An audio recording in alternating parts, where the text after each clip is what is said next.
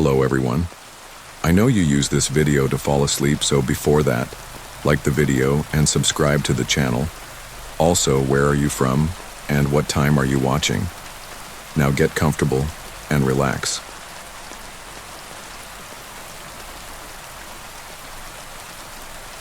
I had always believed loneliness illuminates. In the silence I am solitary, or so I believed. The summer I turned 30, I yearned to flee the city's din. My refuge was a tiny lakeside cabin, far in the north woods, miles away by dirt road, and an uninterrupted expanse of trees that appeared to breathe as the wind swept through them. The cabin itself was from another era. Wooden floors were covered in dust, cobwebs festooned in the corners, and all surfaces smelled of mildew. Its single window, draped in frayed curtains, gazed out over a peaceful lake that mirrored the shadowed sky above it. No one nearby, no one walking by, just me, the cabin, and the lake. I had liked the quiet initially. Mornings were spent on the creaking dock, my shadow rippling with each slow gasp of air. Evenings fell like silk, the sun dipping behind the trees in a slowness that bordered on the sacred, and nights wrapped the world in a darkness so complete it was almost sentient. I ought to have been scared. Instead, I persuaded myself that it was peaceful. It wasn't until the fourth night that I began to sense something was amiss. I had gone to bed early, exhaustion from chopping wood and cabin cleaning weighing in my muscles. The quiet in the little bed bore down on me with a physical force. No crickets, no distant howls, no wind, only a profound, unnatural silence, and then the creaking. I had first dismissed it as the settling of the creaky old cabin, but they grew louder and with intent. The unmistakable thud of feet over the floorboards. My own form steeled itself under the worn blanket. I was tense, all muscles coiled, ears alert. The footsteps stopped just outside my door. I wanted to get up, to check myself and see that it was nothing, but I was paralyzed by fear. Moments, or perhaps hours, passed before I managed to haul my legs over the edge of the bed. I got to my feet, the chilled floor slapping cold against the bottoms of my feet, and headed for the door. It was open, with only the shadowed hallway visible beyond. There was nothing there. I reclined in bed, trying to sleep uncomfortably, but the seed of fear had been sown. It rested quietly within me, telling me I was not as alone as I would prefer to believe. The next morning I tried to describe the experience. Lack of sleep, overactive imagination, cabin fever. But uncertainty hung on me like a second skin. I found myself glancing over my shoulder as I walked into the forest, hearing ethereal footsteps in the rustling leaves, staring too long into the face of the lake, half hoping to glimpse a face staring back. It was while taking one of such agitated wanderings that I happened to glimpse the stairs. I had walked further than I usually did, trying to clear my head, when I saw it, a moss-covered worn stone staircase, disappearing into the ground along the shore of the lake. It did not compute. There were no other structures nearby, no evidence of foundation or house. Just the staircase, covered in moss and shadow, vanishing into the ground. Fear wrestled with curiosity. Against my better judgment, I continued. Looking down into the darkness, a chill, moldy air curled up to meet me with the reek of rot and standing water. The stairs dropped away into a blackness so dense that it seemed to devour all light. I recoiled, heart pounding. Whatever lay below, I told myself, was not to be disturbed. The creaks resurfaced that night, even more loudly and insistently than initially. I was in bed with my heart racing against my chest, and the footsteps again materialized. But not outside my bedroom door now, but inside my room. I could feel the presence approach and settle at the bottom of my bed, as if someone, or rather a thing, had settled down and was looking at me. I was frozen in terror, and wouldn't open my eyes. When I finally gathered enough courage to do so, there was nothing. Yet still, a stifling mood clung, thick and oppressive. On the second day, I found handprints. Dark, damp smudges marred the walls from the door to the end of my bed. They were too large to be human and too contorted to be any familiar animal.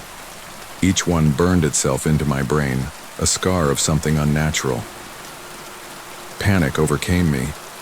I fled from the cabin, running barefoot through the forest.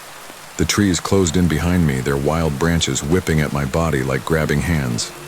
I had no idea where to go, only that I had to escape. Then finally, I reached my limit. I collapsed on the lake shore, water washing softly up against the rocks. I looked up at the surface, and a figure rose, a figure standing underwater, looking up at me with vacant black eyes. I crabbed off, my fingers digging into wet mud. The form remained stationary, its gaze upon me. It wasn't just beneath the water. It was of the lake, its form flowing and shifting like water.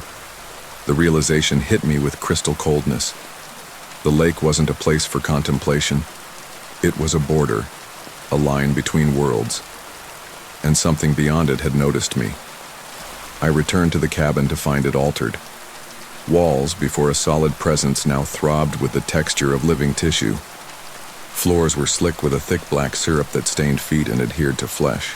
The lone window offered no woods but a churning void of darkness.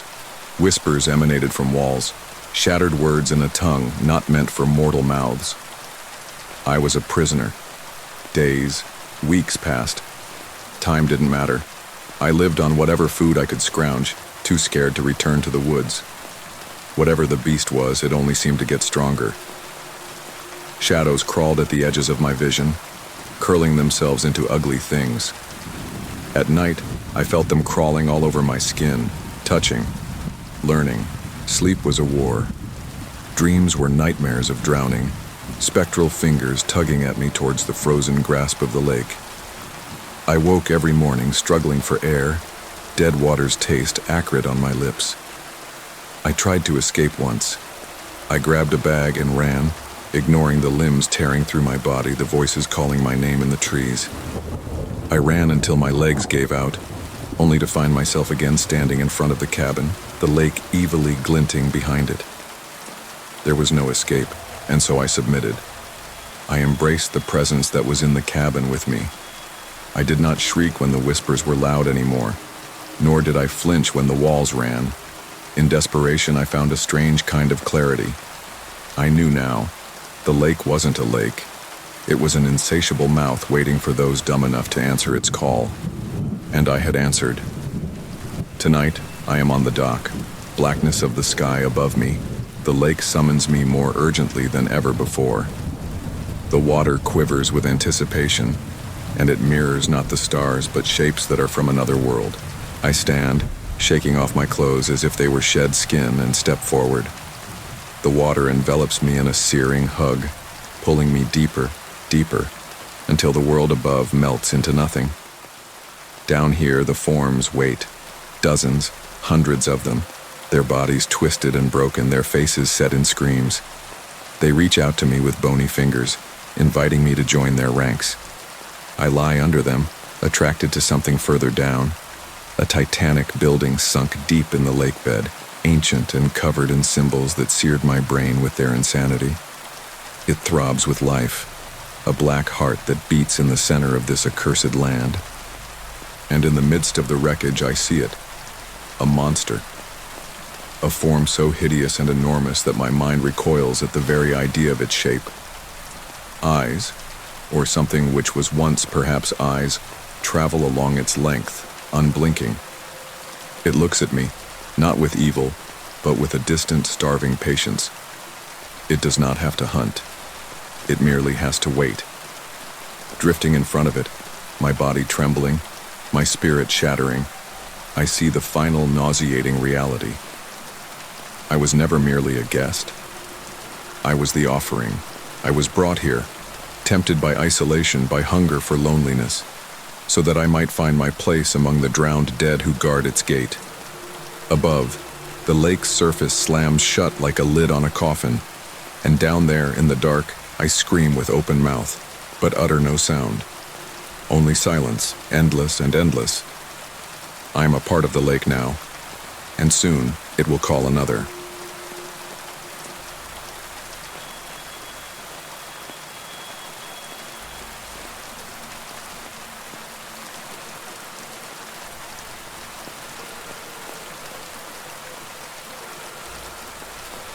I used to believe that real fear wasn't from shrieks and shocks in the middle of the night, but from the creeping, crawling, dawning realization that something is massively out of order and has been for an incredibly long time. It seeps into the brain, feeding every doubt, every second thought, until certainty cracks and breaks, leaving only the naked, shaking instinct behind. My familiarity with this specific kind of fear began on one otherwise normal evening. My parents were off for the weekend on a retreat, and the house, a creaking old colonial monster on the forest's fringe, was all mine. I was used to being alone. In fact, I liked it. The silence, the bliss of being able to think uninterrupted. It had long been a comfort. Until tonight. Night descended with unfamiliar quiet, as if the air itself was heavy, smothering the world beyond the glass. Our woodlands and our back fence, usually crickets singing and distant muffled hooting of owls, were uncharacteristically quiet. Not a silencing that brings calm but chokes, that presses upon the skin with intangible hands. I first noticed it coiled up against the living room window where I was reading. My mind, so given to being surrounded by pages, was teased, again and again, by the certainty that I was being watched. Not simply looked at, but examined, as if I were a willing but unsuspecting participant in some game I didn't know. Each glance out into the darkness revealed nothing but the shapeless shapes of trees, their limbless branches creaking weakly against the dimmed sky. But the feeling lingered. I first accounted for it as the imagination of an over-vigilant mind, fueled by loneliness and by strangling quietness. But man's mind, for all common sense, is a fragile thing.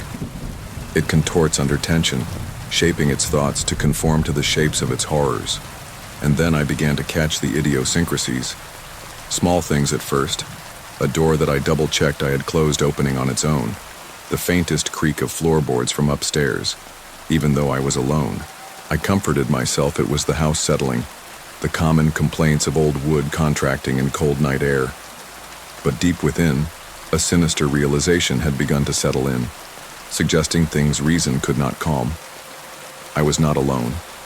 Hours ticked by, one slower than the last, while shadows in corners of the home seemed to thicken and grow with a life of their own. I paced from room to room, flicking on every light, as if light somehow could repel the crushing form that clung to walls. But no matter how brightly bulbs shone, the shadows themselves did not change, darker and hungrier looking than before. Eventually, fatigue overcame me, a wet, choking drowsiness that blinded my arms and glued my lids together. In a whirl of yucky foolishness, I stumbled back onto my second-story bedroom, turning the lock behind me, though even this little thing seemed outrageously insufficient. Locks are designed to hold against flesh and blood thieves. They are useless when what creeps in through crannies in the mind. I lay in bed and could hear it, the breathing. The slow, deliberate breathing that was not my own. Shallow and slow to the point of breaking my heart, it was not my own breathing. It was on the other side of the thin wooden door, in and out with an unnatural slowness. It was not the gasping, frightened breath, nor the desperate struggle to breathe, but the deliberate breathing of something that had all of eternity to wait and to prolong. My whole body stiffened with rigid muscles. I was rigid. I couldn't scream. I just lay there rigid with terror, listening to the soft rhythm of a presence that shouldn't exist. Hours went by, minutes becoming hours, the breathing steady, unchanging, and then as abruptly as it had started, it vanished. The silence was almost as terrible as the noise. The suffocating silence had broken into a holding one, like darkness was holding its breath, waiting, expecting something, waiting for me. I stood immobile, my heart thundering so much that I could tell it could reveal my position. Suddenly the door handle rattled, not wildly, but with a relentless, mocking insistence. The child's curiosity, sneering and mocking. I looked at the handle, holding back from turning it, struggling in silence with powers beyond understanding. No intruder appeared, though. No dark presence emerged out of the shadows. Instead, after what felt like an eternity, the rattling ceased, and the thick silence fell. When morning finally broke, cold and gray, I descended, step by reluctant step, struggling against the horror raging in my gut. The house was untouched. No open doors, no shattered windows. There was one thing only out of place. Between the front door and the doorway was a single dirty footprint. It wasn't mine. The footprint, stark against the gleaming wooden floor, was grotesquely detailed. Ridge and valley of the sole outlined in muddy detail. But it was not that the footprint existed that sent shivers down to the marrow. It was in the direction in which the foot was pointing. The foot was pointing inward, further into the house rather than toward the door, as if someone had departed. For years I could only remain there, my own mind refusing to accept the probability. Something or someone had broken into my home in the middle of the night, and I hadn't even defended it. If it had chosen to kill me, I wouldn't have been able to defend myself. I would have been utterly helpless, a witness to my own demise. Calling on what little fear I had left, I ran through the house, flinging open every closet, looking into every dark crevice. But there was no sign of a break-in, no broken glass, no broken locks. It was as if the print had leapt out of the blackness itself, a solid manifestation of my worst nightmare. I spent the remainder of the day in a fugue, but on the edge of awareness. Reason commanded me to tell it to the authorities, but some atavistic urge kept me from telling them. How would I describe a single print, an emotion, an aura that defied the laws of nature itself? I would be ridiculed, jeered, perhaps even pitied. Night was falling ever sooner than I would have desired, spilling over into the air with malign intent. I locked the house as I was able, closing all doors, latching all windows, pulling in all curtains. But there was nothing that I could do to keep back the fact of night, nor the horrors that it was to show. Sleep was a luxury I did not have. I sat on the edge of my bed, every muscle coiled in tension, each darkness a potential omen of my demise. Hours ticked by with heavy, trudging slowness. In the blackness of the night, I heard it again. The breathing. This time, however, within the room. The sound was unmistakable, too near, vibrating the air itself around me. I would not stir, would not even inhale. Far in the shadows beyond my sight, something towered, exhaling with unhurried, fiendish patience. I was aware of the vulnerability of my condition, there on the bed, naked and exposed. The air grew cold, steaming with every convulsive breath from the concealed presence. I felt it now, the suffocating pressure of its eyes, the cancerous curiosity probing at the edge of my mind. A fleeting movement in the darkness was detected by my side vision, a suggestion of movement. My heart pounded in fear, and with an uncontrolled abandon, I reached for the light switch. The room burst into light. There was nothing there. No ghost, no intruder. Only the ordinary furniture of my bedroom. But the fear remained, adhered to me like a second skin. I did not sleep on that first night, or the one following. Days and nights seemed to blur into one another, an indistinguishable, featureless passage of time, punctuated by brief waves of terror. I began wondering if I were going mad, if the house itself had transferred some evil contagion to me. The mark stayed near the door, a constant reminder of the real order of events. The more I tried to remove it, the following morning there would be another mark, red and shiny, as though placed there by a supernatural presence that still retained some kind of power in the house. And then visions, or visions that I used to think they were. In them I roamed the house endlessly, each room a grotesque travesty of itself. Walls would stretch and exhale, doors would swing open onto infinity, and off in the distance, always beyond my grasp, I could hear the breathing. It pursued me relentlessly, a black tide sucking me deeper and deeper into the abyss. Occasionally, in those bad dreams, I would catch a glimpse of it. A being, incredibly tall and gaunt, its face obscured by a wall of moving darkness. It never moved with urgency. It just waited, stood, watched.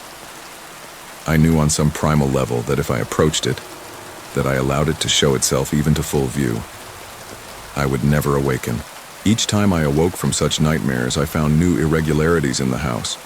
Chairs had been drawn away from tables, cabinets were left open, pictures faced the wall.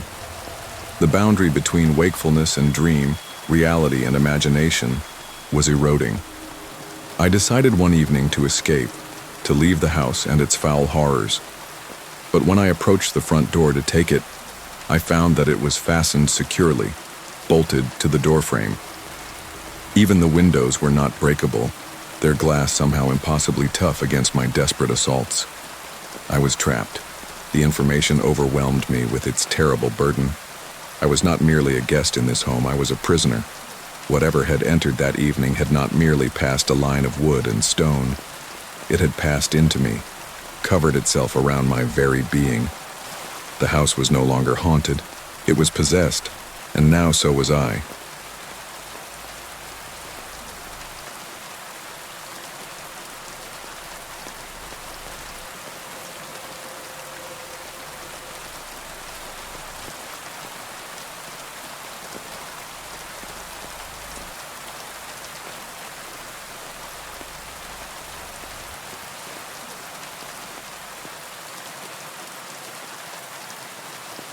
It started on a rainy afternoon in autumn, the sort of day when sky and horizon fill up and all color dissolves into a single-note grayness of desolation.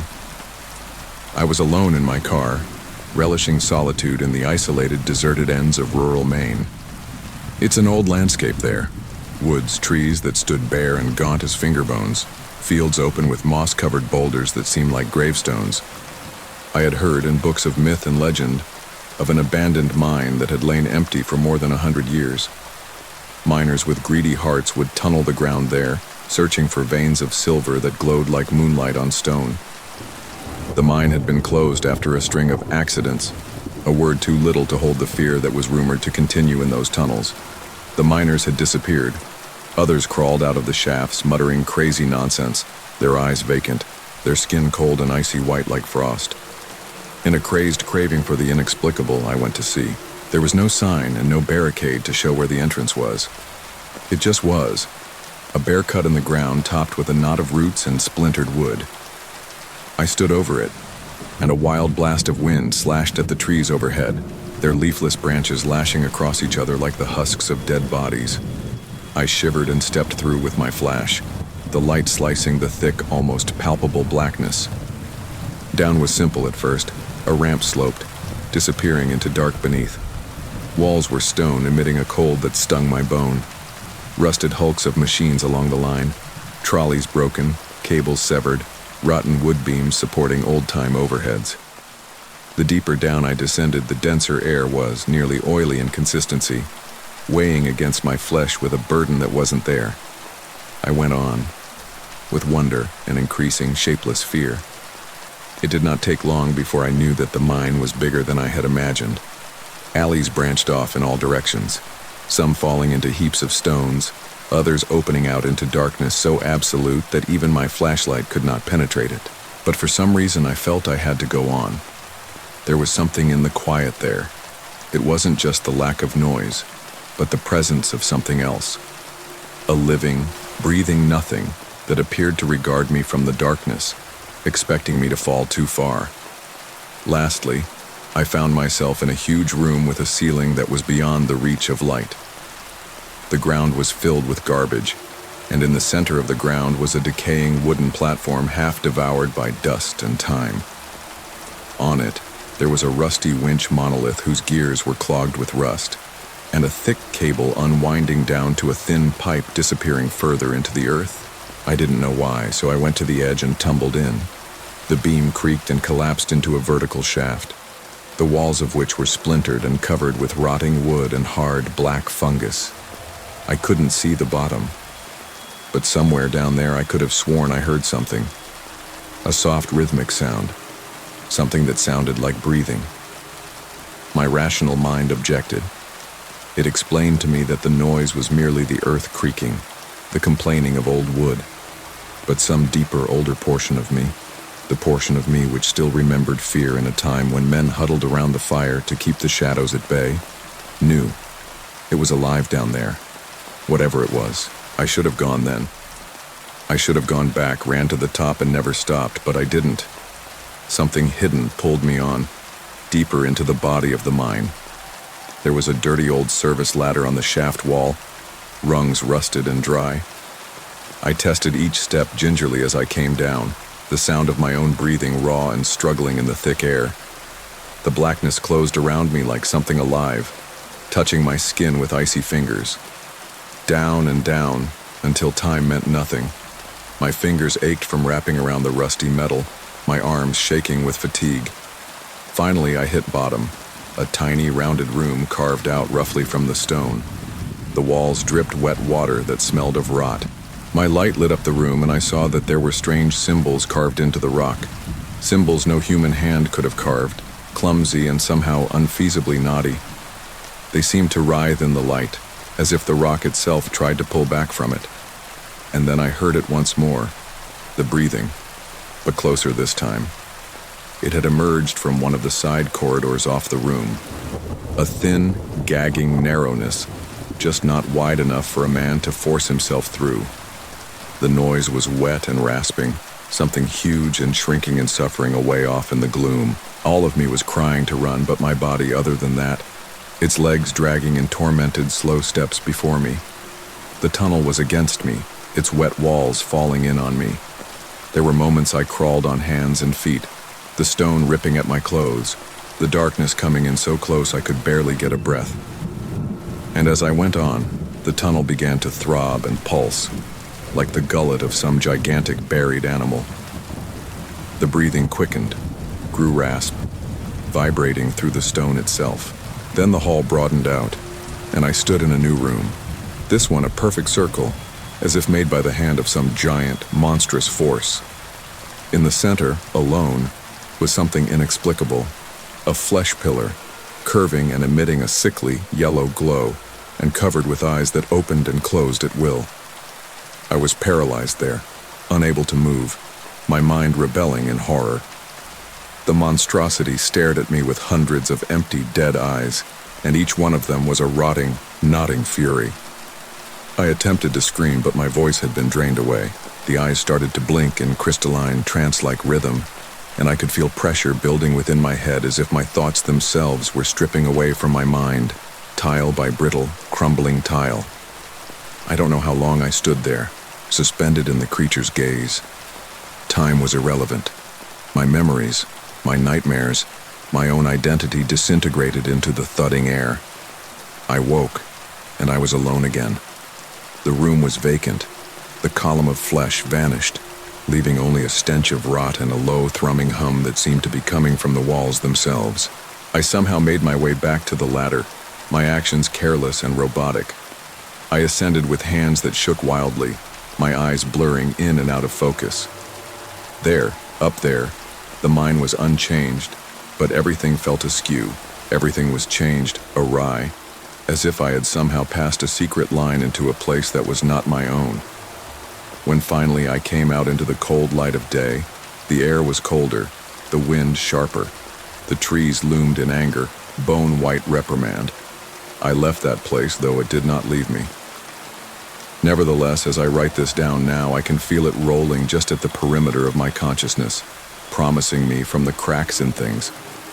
The breathing never ceased. Days passed in a haze of tension after I had returned. Though I had passed physically beyond the walls of that awful place, the mine had branded its own lines upon me, imperceptible to the eye but certain to the soul. Sleep eluded me. Every night I slept not in my bedroom, looking out into the darkness, listening to the smothering stillness closing in all around. It wasn't the silence that was bothering me, but rather the sense of something just out of reach, breathing in unison with mine. Occasionally I'd catch it between beats, a wheezing, water-soaked breath, thick with malice. I tried to recover some face of normalcy. I went back to work, to the routine grinds of daily life. But the world had been stripped naked and faked. Faces turned into one faceless thing, face in a sea of identical, expressionless faces, voices diluted into muffled and hollow sounds, and even these seemed pale and tawdry, as through a filth of grimy, dirty glass. Worst of all were the mirrors. I started to notice things, small things at first. a lag in the movement of my reflection, a glimpse of some other face in the absence of my own expression. Late one night, I saw a figure behind me in the outermost reaches of the mirror, tall and lean, topped by eyes that shone like damp rocks. I turned around and there was nothing, or at least so I convinced myself. Later, I saw the bruises. They first appeared to be etched onto the ice that accumulated on my window frames overnight, a strange angular design such as would be carved on the sides of the mine. Shortly, they appeared on elsewhere as well, scorched onto my doorframe trim, cut into paint on my vehicle, even lightly scratched onto the surface of my arm when I was in bed. Each time the bruises were more complex, harder, as if whatever clung to me from under the ground was gaining power. Loneliness was my sole sanctuary. Friends withdrew, uneasy at something they could not define. Strangers stepped off the sidewalk when I passed by, their eyes flashing with undefined fear. I luxuriated in the quiet, foolishly thinking that it would shield them from whatever toxic thing now taints my existence.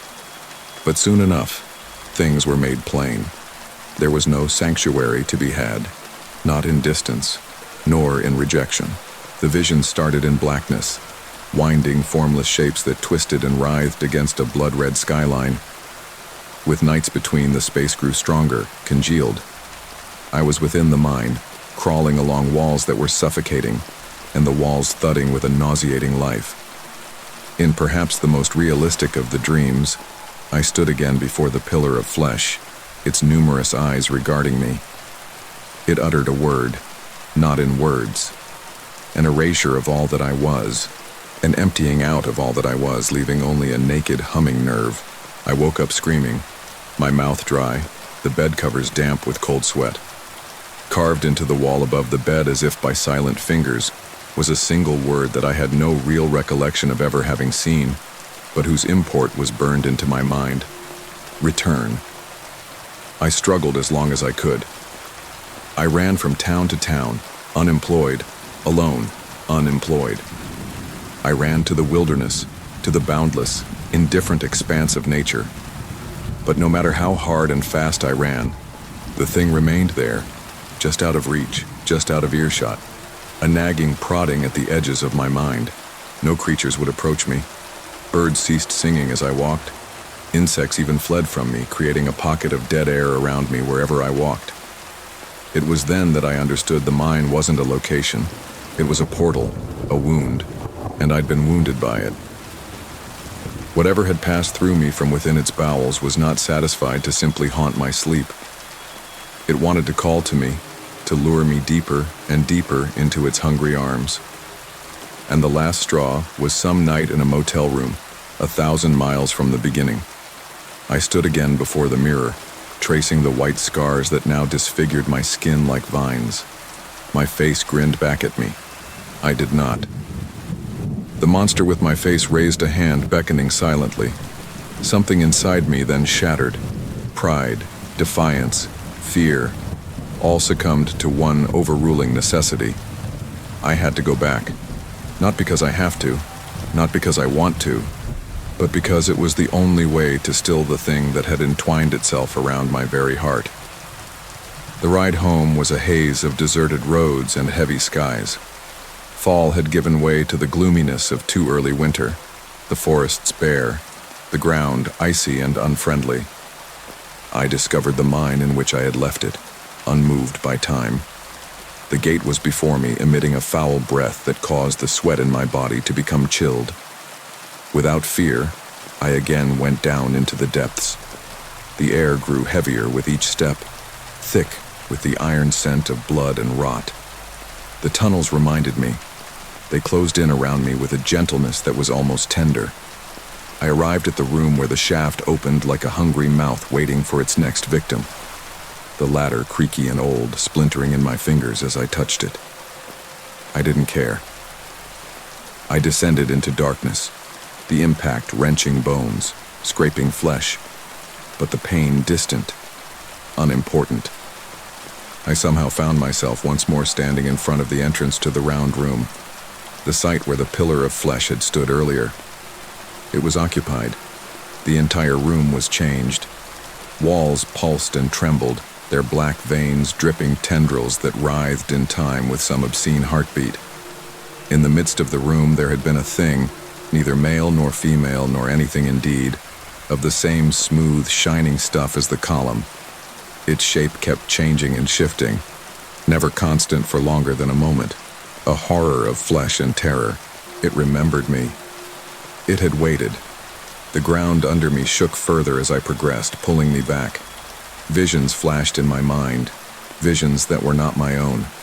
Billions of years of the dark, starving to a level beyond all conception. Desertion so absolute it shattered the mind. It was not beast, not even deity. It was emptiness taken shape, the form-giving of all things mankind had ever dreaded in the dark. And it had selected me to be its messenger. The final minutes are a blur of sensation, pain so intense that it transcended the body, fear so overwhelming it robbed me of thought. My body was dismantled and reformed in ways the human mind could not comprehend. When I regained consciousness, I was outside the mine once more, kneeling in the snow. The world was altered. The sky was a strange gray. The trees were not right, slimmer, starved, their bark slick and damp as if they were living. I knew then that I had not come back to my world. I had crossed over, pulled into a shadow of our world, distorted and empty, a rotting echo. There are others here, though I rarely get to see them. Bony figures with empty eyes who move in the fog like smoke. They do not see me. They do not notice me. I do not belong even here. I am between worlds, marked by the thing which is beneath the ground. Its breathing is getting louder. It is calling other things. And soon, it will no longer need to call. It will come.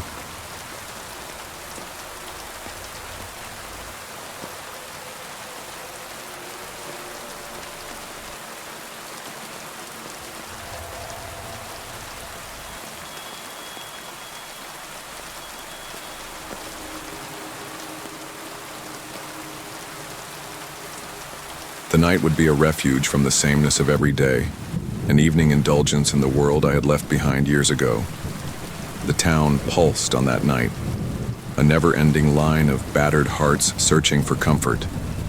Red and blue and purple hues spread into the shadows, staining rain-soaked streets with shifting shades of red and blue light. I had assured myself one evening of debauchery would have no repercussions. How simple-minded I was. As I entered the dark club, the big door groaned shut behind me, enclosing me within a cave of dark air and wet vibrations. The atmosphere was heavy with smothering heaviness, as though the walls themselves drew in the joy inside, stifling it into a low, unbroken hum. Patrons lined the bar, their faces shrouded by a haze of cigarette smoke and gloom. Despite the throng, there descended upon me a profound solitude, an obstinate conviction that I was unloved and unseen. I was at a distance, motionless witness. Music tore through sound, harsh and shattered, and nobody actually heard it. Action was by rote. Laughter was manufactured, rehearsed. Tension built slowly around me, and still I was held within the action, bound in some clandestine way by some force that nobody could see, which forced me to stay. The minutes ticked by like tar. I sat alone among alien faces, one and all grotesque when seen up close. There was something off about them, a distortion without cause. Eyes gazed for too long, mouths open but no sound emerging, faces frozen into grins that weren't of this earth. I attempted to put it down to alcohol and fatigue, but the comfort rang hollow even as I pondered it. With night, the crowd dispersed, but the atmosphere of oppression became more stifling. Shadows stretched unnatural lengths up walls, convolving into things reason could not comprehend. I saw figures clustering in the blackest corners, their silhouettes indistinguishable from shadows that spawned them. They remained motionless, said not a word, yet their presence weighed heavy in their silence. Driven by an unnamed fear, I moved to depart. The creaking door I had employed to enter was now immeasurably distant, lost behind the jagged lines of the room. With each step I took towards it, I could sense opposition, as though the air itself was attempting to hold me fast. The patrons I pushed past seemed not to have seen me. their vacant eyes fixed on things unseen. By the time I reached the door, I found it stuck, obstinately refusing to budge in spite of my desperate battering. Panic sprouted hastily, racing up my spine. I beat upon the wood, but sound was devoured instantly, denied echo, creating only silence. I was not merely trapped, but left. Moments and hours passed before a shape materialized out of the darkness and floated towards me. It was approximately human, but in many indescribable ways, wrong. Features moved and blended together, never quite firming into a visible pattern. It emitted coldness rather than heat, an ice that consumed the edge of my mind. Silently, it stretched and gestured with a hand, long bony fingers curled into claw-like nails towards the stairs at the rear of the bar, the one I'd not noticed when entering. With choices reduced to zero, I headed there, each step heavier than the previous as I descended into the basement levels. Air began to cool and stagnate further with each downward step. Steps appeared to lead on forever, bending into blackness that contained no light. My brain balked at realizing there was all this beneath the city I was familiar with. Reason succumbed to the breadth of the unseen. Lastly, the stairs led to a thin corridor, the walls throbbing weakly as if they were alive. The floor was slippery, every step sounding dreadfully in the thin passage. There was only one door waiting for me at the end of the corridor, its surface scarred by the deep scratches. I opened it with shaking hands. The following room was inexplicable.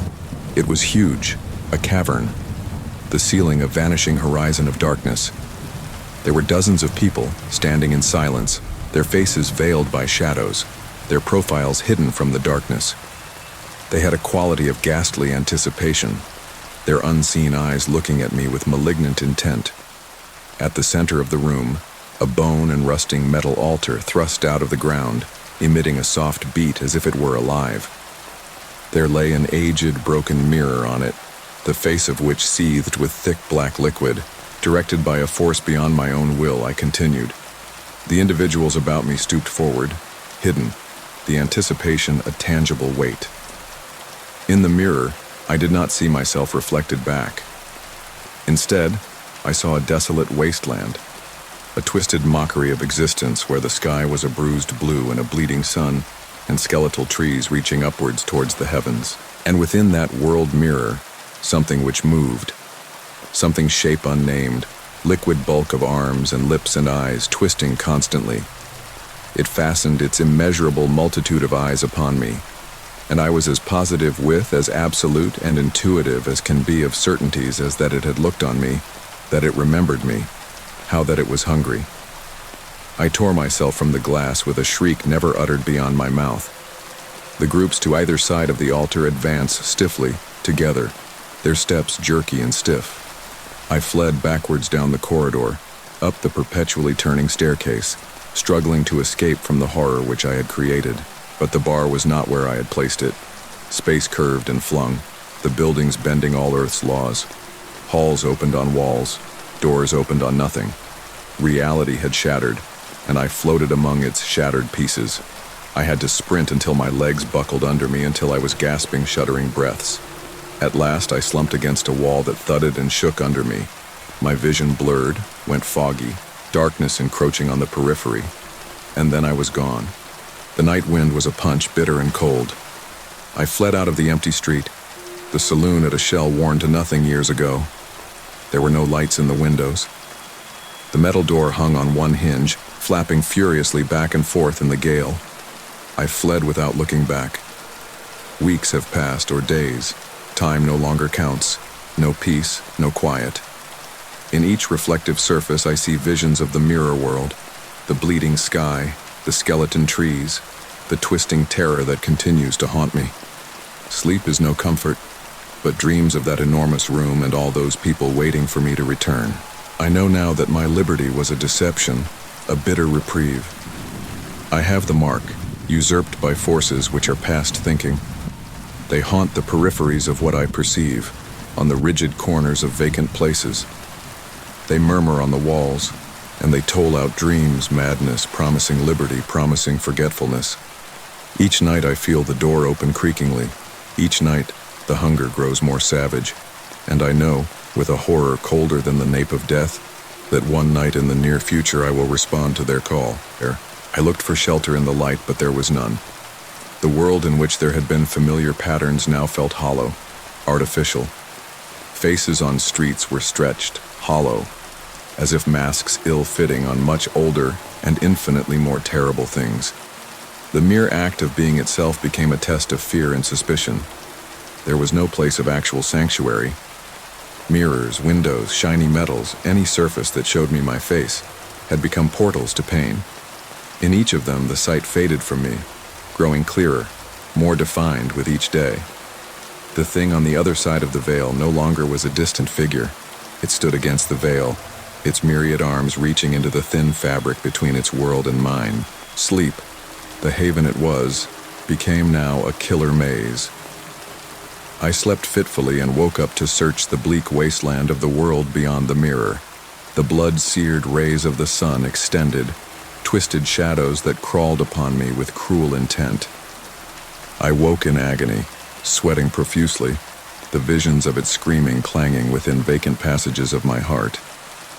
My mind unspooled at the edges, consciousness seeping into waking fantasies. Unheard noises intruded on my world, the scrape of concealed claws against stone, the susurrus of old voices promising freedom, the staccato pulsing of a lone heart. My friends recoiled from me as if they sensed the contamination that clung to my own being. Friends no longer called. My life drew into a mutinous, quiet fight against forces I could neither fight nor run from. I tried to escape reflective surfaces. I broke mirrors, boarded windows, threw out things that glittered. Still, pieces of the other world reached me. In the splashes on rain-splashed streets, in the glow on the wristwatch of some passing stranger, in the glint in mine, the sterile wasteland continued. Gravity's pull back to where it had started took over. I came back along the path I had walked with no recall of, one time again in front of this abandoned tavern's shattered front. It didn't have a right to be there, not in as thoroughly mapped and monitored of a city as this. And yet there it stood, shrouded among the fog, rotting away and forgotten. An ancient boil on the face of the land that would heal. Goaded by a force more mighty than fear, I crossed the portal once again. Inside, the truth warped. Walls pulsed and breathed. Floors groaned under concealed quakes. Nasty, greenish illumination poured through fractures in the structure, illuminating miserable shapes that huddled on the fringes of perception. Stairs projected before me, broader now as if anticipating my inevitable return. I descended, step by step, a denial of the frail world above. Darkness closed over me. Here, the corridor at the end of the stairs was crowded with doors, rows and rows of them, receding into darkness. Each door bore a symbol, some old, some illegible, all glowing dimly with evil power. Whispers crept beneath them, promising and mourning. The air was heavy, resisting every step I took. I knew, with nauseating awareness, that all the doors led into a kingdom of pain apart, worlds made by the unspeakable atrocities of the earlier victims. There was none where hope existed. I staggered forward, the oppressive load of hidden eyes upon me. The altar had been placed at the center of the hallway once again, yet it was different, appallingly grown, stitched together out of fresh bone and throbbing crimson flesh. The glass on it writhed and trembled like something alive. I stepped forward under no choice of my own. The surface of the mirror shimmered outward around me as I approached, black ichor curls of tendril into the air, wrapping around me in a tapestry that expressed the universe's darkest horror. They wrapped close around me with an unnatural velocity, and in that moment I knew I was never going out. I was marked, prepared, and now lost. Distributed physically along the mirror gate, I plunged into a world where reality rules snapped and bled. Gravity did not exist. The ground beneath me stretched into faces weeping without voice. The heavens yawned eternally, full of rivers of sorrow and ash. The monster waited for me, its form now vast, infinite in space. Eyes opened and perished upon its form with a horrible rhythm. Mouths yawned wide with vacuous contempt. vomiting out secrets that devoured the mind. It did not strike as I had expected.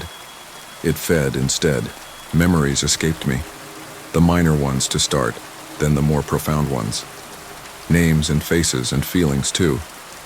All washed into the vortexing turmoil of the beast's body, leaving me with mere shells of perceptions left behind. And far more unpleasant than that was realizing some aspect of perception still existed within, bottled and outside time, screaming in terrible consciousness of what it was witnessing. I was a part of it. Confined in its limitless rolling space, I felt its hunger, its ceaseless, endless appetite for more. With its limitless eyes, I witnessed the world that I had lost, through echoes where it broke its way into new minds, new victims. My suffering was mixed with the rest of so many other horrors, a song of unheard screams ringing out throughout eternity. And yet, in a bitter irony, some part of me is still conscious. One feeble ember of awareness smoldering in the endless night, condemned to perceive and endure to feed the ravenous thing I had let loose. Perhaps you have glimpsed it yourself, in a sudden jarring flash that did not quite linger after you, or in a mirror that was momentarily deeper, darker than it should be. If you are drawn to something that is not there, to a door that promises release or discovery, don't. Once you have crossed the threshold, there is no return, and I will wait for you, in the bloody sky outside the glass, a silent witness to your last, irreversible fall.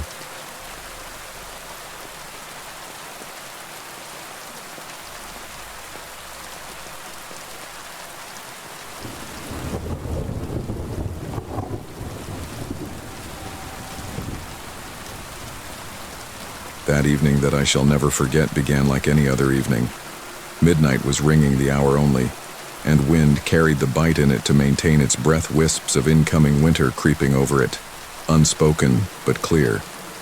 It was one of those evenings when streets were vacant except for passing automobiles.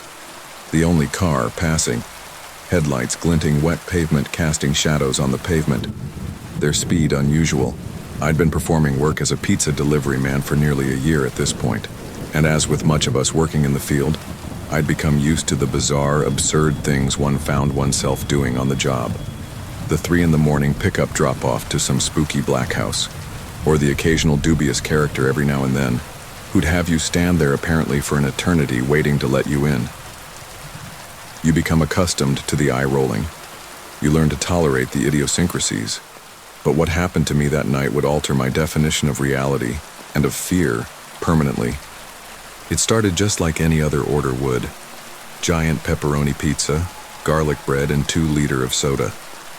It was on the outskirts of town, somewheres I'd never been before.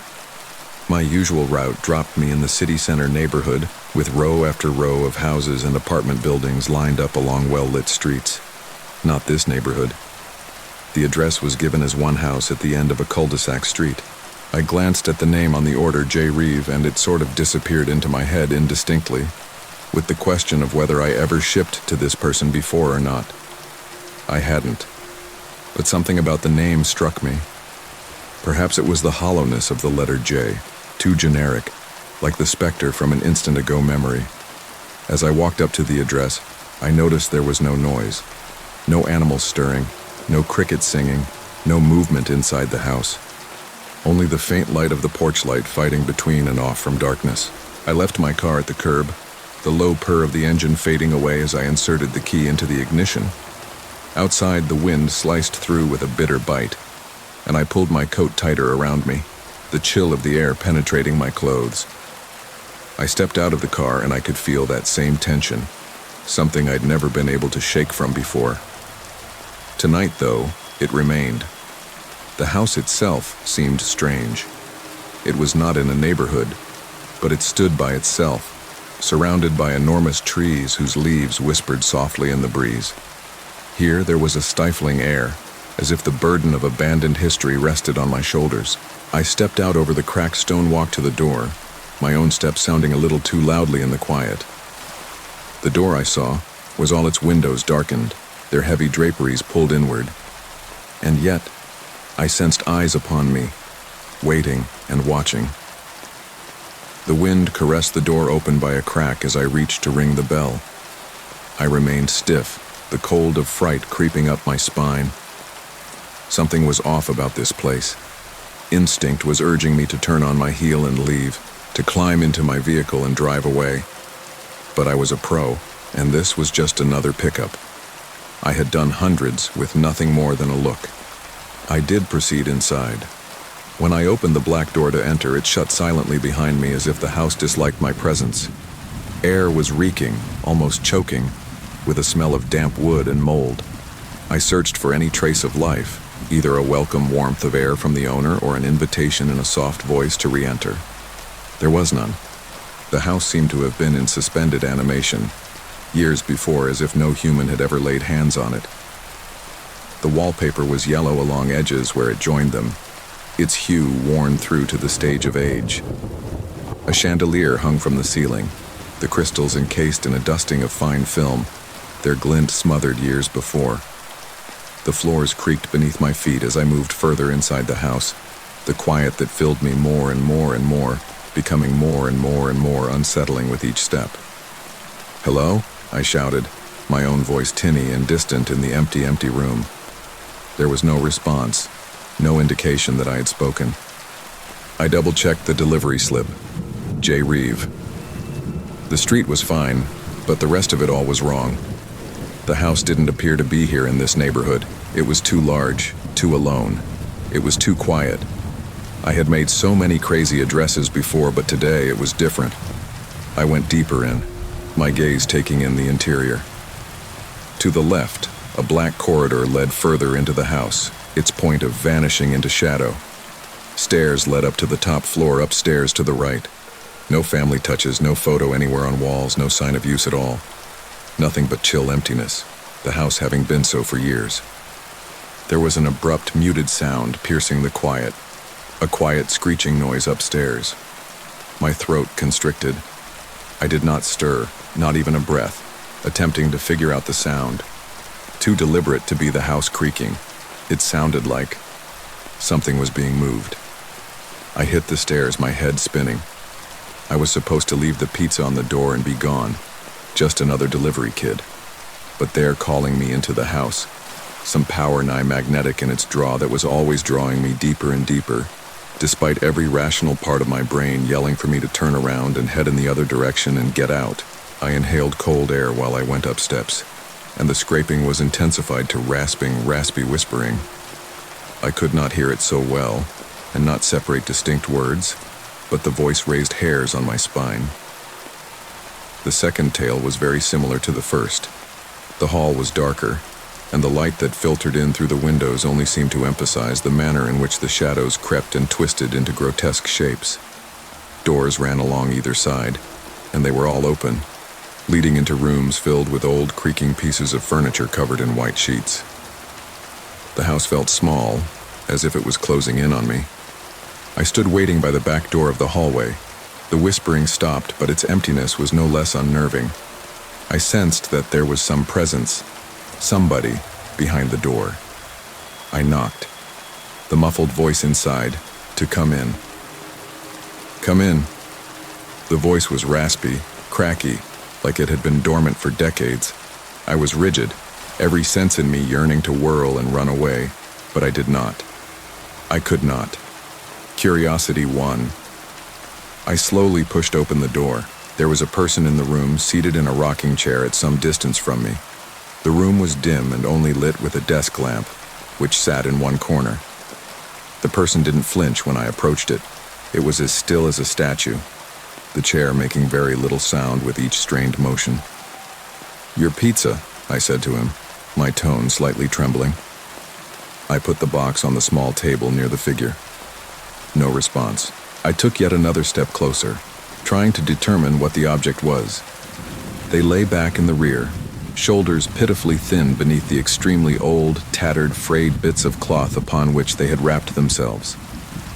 Reaching them, I was able to smell the rotting stench of deterioration, as if the person never bathed or shifted whatever for years. I cooled as a cold realization traveled up my spine. What if this individual remained here all those years, quietly waiting for someone to bring him or her something. But that was foolish, wasn't it? This was some order in the middle of the night by some eccentric customer. There certainly was some logical explanation to this. "Excuse me," I whispered. The figure remained silent. I crept again as slowly as I could, my own heart pounding against me. With the chair lip near, the air had become tighter, thicker.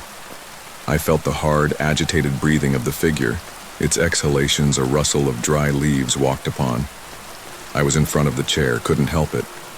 The head of the figure was slumped, hair a messy bunch of dark brown colors. They were not familiar. "Sir?" I said again and again, trembling voice. The figure lifted its head and then slowly stood up. Later I got to see its face. It was white, to white, almost unnatural. The flesh was pulled tightly, like it had been overdrawn on the bone. The eyes were black, empty holes that sucked all light from the room. But it was the grin that reached me, wide and wide, spreading very far across the face, displaying teeth that were as knife-sharp as blades, and drawn out, yellowed with long unuse over the years. I took a step back, the fear shutting down my throat like foul bile. You're not Jay Reeve, are you?" I barked, even though I already knew. The voice that replied, however, was not the same as the one which had replied initially. "No, I'm not," the beast said, its own low, gravelly voice echoing in the room like the echo of a cavern. "But I've waited for you, for a very long time." I had not yet succeeded in escaping when the door slammed shut behind me with a deafening bang. My own ragged breathing was in my throat as I turned to confront the figure pounding heart. The atmosphere in the room was colder, the shadows deeper. The monster gradually rose up, its joints of the body creaking like seasoned wood, and began to advance towards me. Its gait was stiff, jerky, as if it hadn't moved for centuries. I remained there and saw my face whiten, and I moved back, my hand grasping for the handle of the door, but it wouldn't budge. The monster stretched out, spindly fingers folded in, slapping at my arm. I was filled with cold, colder than anything ever inside me before. I inhaled, my head empty. It was not human. It was not human. I screamed. And then, just as suddenly as it had all begun, the figure stopped. It tilted its head as if considering me, its smile widening impossibly further. And then it spoke one final time, its voice a raspy whisper. "I told you. I've been waiting."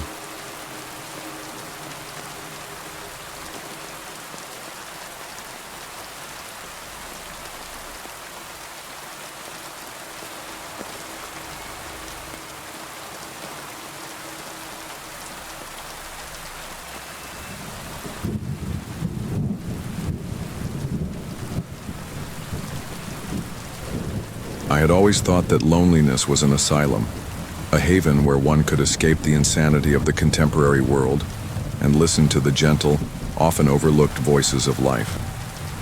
When I took on the caretaker role at the ancient lighthouse on Black Hollow Island, I thought I was entering into a scarce sanctuary of tranquility.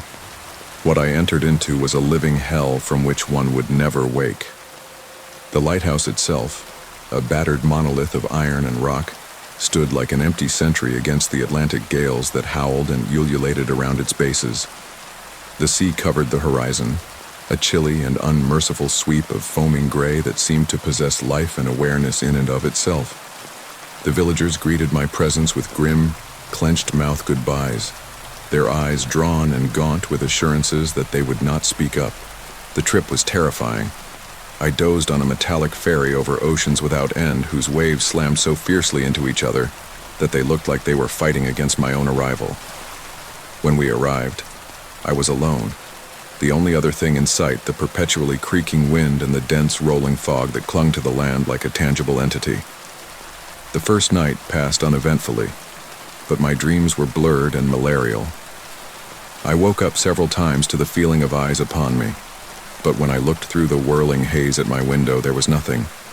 Nothing but the ceaselessly rolling fog and the sweltering silence that stretched like a shroud across the land. Days passed, and each was a carbon copy of the previous one. My work was easy. keep the lighthouse's old gears in working order and watch the weather.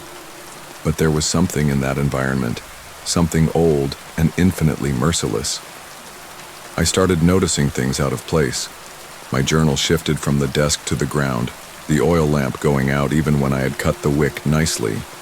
There would be small, childlike prints in the pale dust on the lower stairs, from the ocean door to the center of the lighthouse. Initially, I fooled myself into believing these were the work of loneliness, the delusions of a hungry mind for companionship. But then the dreams started to seep into reality. That night, when darkness shrouded the island in its cold, I could feel it. A soft tapping on the window as if fingers were being swept across the glass. I was tense, my body quivering with an unexplained fear. I stepped towards the window, attempting to see if I could catch a glimpse of a bird or a loose branch. I saw a face, white, thin, and almost bone-like. It hovered just past the window, face contorted by the spinning mist. Eyes were what absolutely released my sanity. Huge, dark holes that vacuumed the light about them, spewing out nothing behind. I jumped back, knocking over the oil lamp and casting the room into virtual darkness. By the time I could gather courage enough to look again, the face was not there, and there was only a faint sheen of moisture smeared across the glass, as if it had smoothed itself flat onto the window pane. I reminded myself that it was a hallucination, sleep deprivation, anxiety. I coaxed myself to eat, sleep, work, but the thing, whatever it was, had left its mark. The feeling of being watched intensified, from a faraway tingling of the skin to a suffocating, crushing pressure that seemed to shadow every step. Nights were longer. Fog thickened into a nearly solid wall, cutting out sound and vision. I began to navigate the lighthouse with an uncanny mechanical precision, as if some external power had set my limbs in motion, pushing me further into the decaying interiors of the structure. It was on the 14th night that I found the door. It was concealed behind a falling bookcase in the lighthouse cellar, and it was huge, an iron thing, covered with rust and salt. The caretaker's handbook said nothing of it. No key fit its lock. And yet, by some unspoken invitation, it swung inward on my hand as if waiting for one foolhardy or desperate enough to enter. The journey through was endlessly long and thin, the walls dripping with water, the air thick with the smell of brine and rot. I should have gone back. All my senses screamed at me to go, to leave the island never again. But I was not master of my own will. I walked. The corridor sloped downwards, bending deeper into the earth until the whetstone became something that seemed almost to throb under one's feet. A dark, glassy material. The air cooled, every gasp a knife inserted into my lungs. And then the corridor suddenly opened onto a cavern. It was huge, a cathedral of blackness, the ceiling lost somewhere above. And centered in it was a form. Clad in ruined, decaying clothing, it stood turned away from me, back impossibly gaunt, arms dangling like broken twigs at its sides. It did not move, did not breathe, and yet the power of its presence pounded against me. Against all sanity, I moved forward again. As I did, the form gradually revolved, its face a visage not of flesh, but of twisting, chattering blackness, as if its face was a gateway into a place beyond the understanding of man to know. It spoke, not with words, but with emotions, pain, despair, such abject loneliness that it pulled all memory, all shred of self, back from me so that I was left an empty shell. I ran, although for the return trip through the tunnel I have no recollection, nor how I shut the door after me. I only recall crashing in the cellar, my body shaking wildly, my mind splintering at the seams like a mildewed tapestry. From that night on, the presence was not satisfied to remain hidden behind. It strode the halls freely, its steps a wet, slithering hush that reverberated off the decaying skeletons of the lighthouse. Mirrors exploded for no reason. Doors slammed. I woke to see deep scratches carved into wood next to my bed, as if something had looped around me in sleep and stroked the wall between death and life. Escaping for free was not in the plans. The ferry never came back. My radio featured only static broken up by low rhythmic drums like the heart of some monster lying at sea depth. I saw, in an epiphany that sent shivers down my spine, that the island itself was a trap. A trap for travelers like me. The forgotten, the desperate, the isolated. It fed on us, consuming piece by agonized piece our very humanity, leaving hollow resonance trapped within its boundless mist. Now, as I lay down these last words, I can hear it climbing the stairs, step by dripping, cautious step closer and closer. The door creaks on its hinges. Air becomes so heavy that every breath is a struggle. I don't believe I will make it through this night.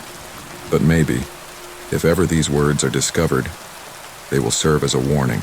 There are locations where the world unravels at the seams, where the tenuous membrane separating reality and nightmare tears wide open. And once you glimpse what lies on the other side, it never lets you go. The darkness fell over me as if it was a physical burden, every second dragging by like a snail's pace.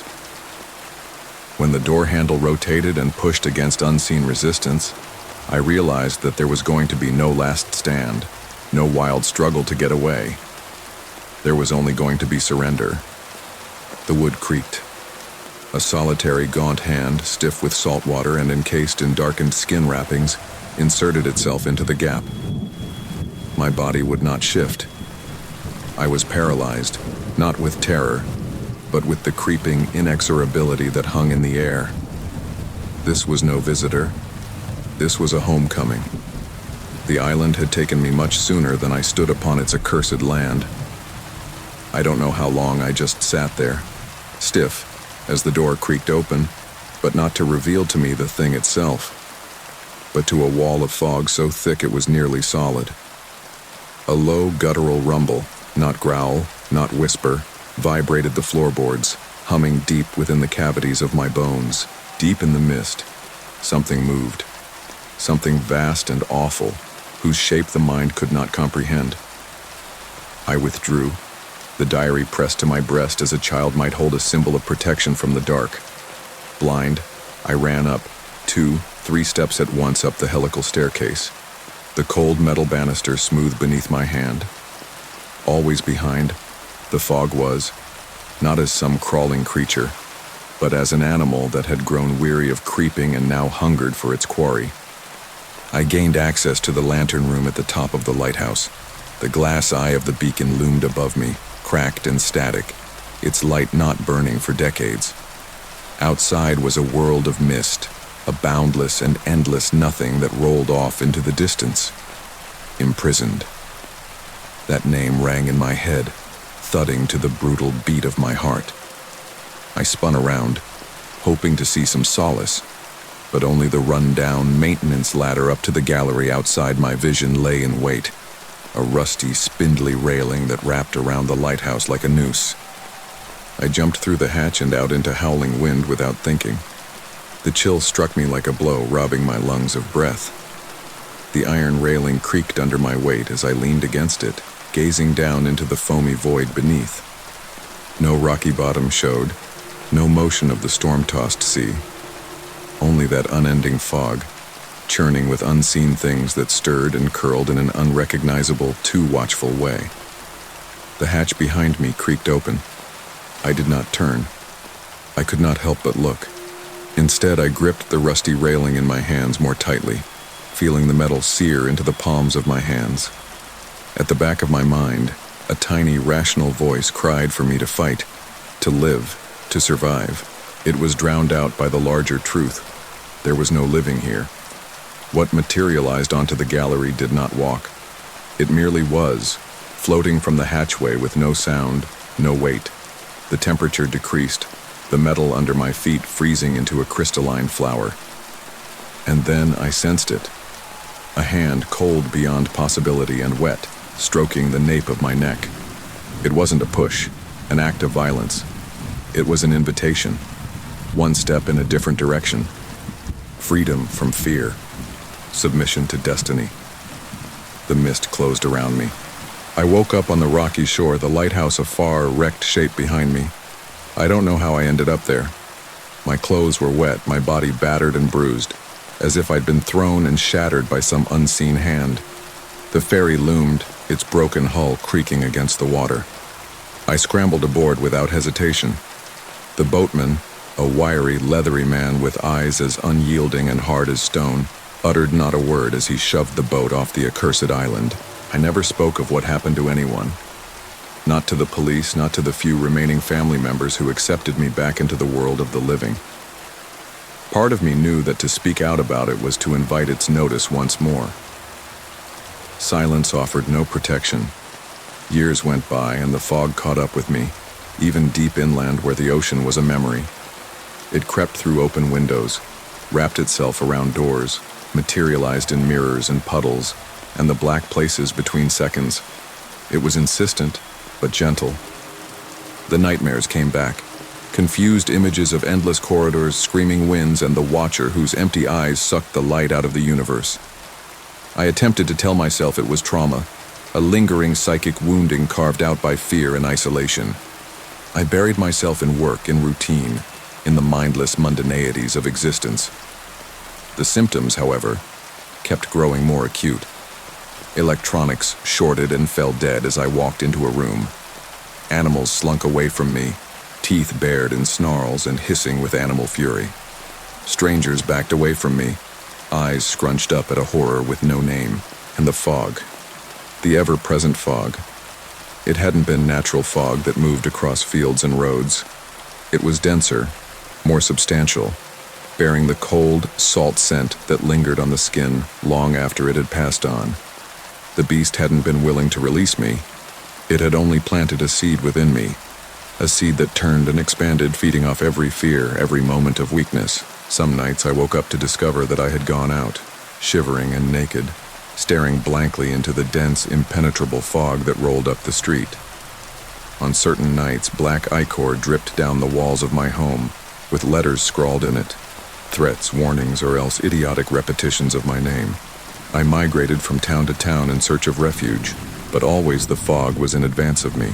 I looked for priests, shamans, scientists, anyone who could have an answer or a solution. They treated the majority of them like a madman. Some heard me out, their expressions darkening as they talked of powers older than human knowledge, of creatures that did not live in our world but below it, feeding on the weak and the lonely.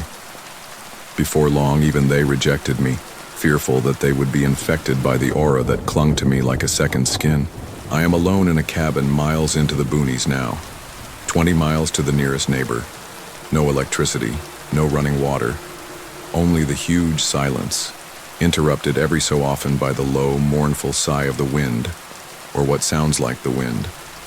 I place these words here not as a confession, but as a dying testament, a testament to the truth that will soon consume me whole.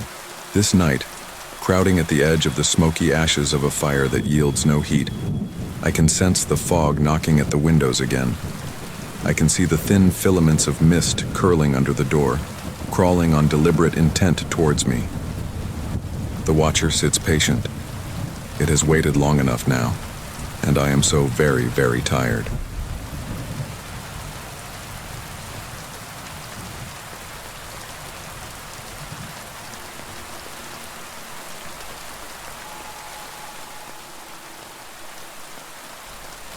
It was the first time I'd ever actually been alone in the house.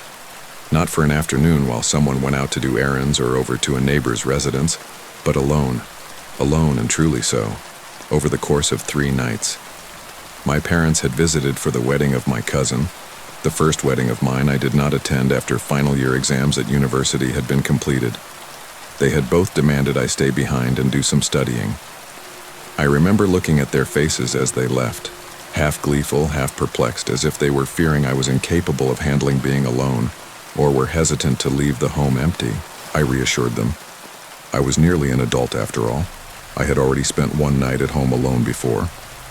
But this house, this sprawling, century-old family mansion handed down through generations, was different when it was empty. Quiet settled in its old walls like an animal. Time passed more slowly. Shadows clung. The house was 3 stories high.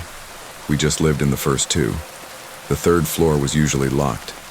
It was an old relic of bygone times with antique furnishings, mildewed yellow curtains, stacks of yellowed letters, and junked trinkets. My father once warned me, "Don't be prowling around there. The floor creaks when you step on it, and some things it's wise not to fiddle with." I never did challenge him. His tone gave the last word so that it would have been futile to do so. That initial evening disappeared in utilitarian procedure. Reading, eating, checking my phone. Silence was thicker than I expected, periodically punctuated by the groan of aged pipes or the deep breath of wind grazing against glass windows. I sensed being watched, not by anything in particular, but by the house itself, as if it resented me being there with no family members. At midnight, while I was brushing my teeth, I saw something odd in the bathroom mirror. A dark shape, brief, barely visible, glided behind me by the door. It vanished before I could turn around to see it. I stood there, toothbrush still in my mouth, heart racing in my chest. I told myself it was an illusion.